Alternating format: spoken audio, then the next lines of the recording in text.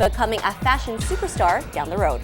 Up next, as if it wasn't enough just to make the finals, the Markham Islanders sledge hockey team also had the honor of competing in front of a hometown crowd.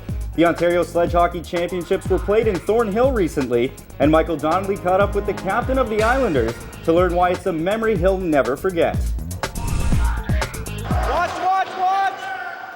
I grew up watching the New York Islanders back in the 80s, Stanley Cup.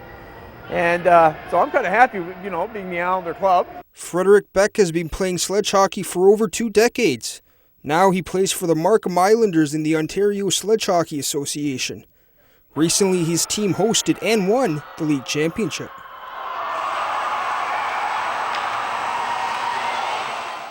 We won a great game last weekend, beat Kitchener 1-0. And we beat Sudbury today 1-0.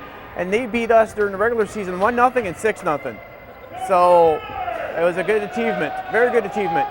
It's nice to achieve something where you worked all year, and this year we're hosting the championship, so it's even more work, and it's even more of an achievement that you're winning a championship that you're hosting.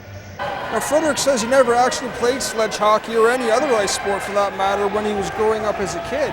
In fact, he only picked up sledge hockey following a tragic on-the-job accident several years ago. I was working in construction and I fell off a scaffold and I broke my back, damaged my spinal cord in '89, and I started playing hockey 2.5 years later after I got adjusted to my disability. It gets you out of the wheelchair and it gets you motivated to do something in the wintertime, and it gets you in good health and good exercise, and it's helped a lot. It's helped a lot.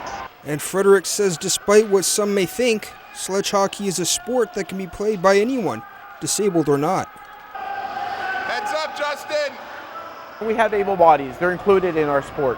I think it's important to have them in our sport because, especially with you don't want to be left, all disabled. It's a bad stigma, and it's bad too because, especially for our juniors, they have to know how to interact with able-bodied people and socialize and stuff like that. You're out there, you're an equal to an able-bodied.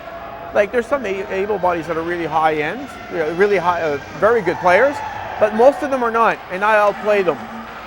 And you know what? We're all even on that ice. Yeah, it's just a nice feeling. And it's in the OSHA where all these players come together to play the sport they love.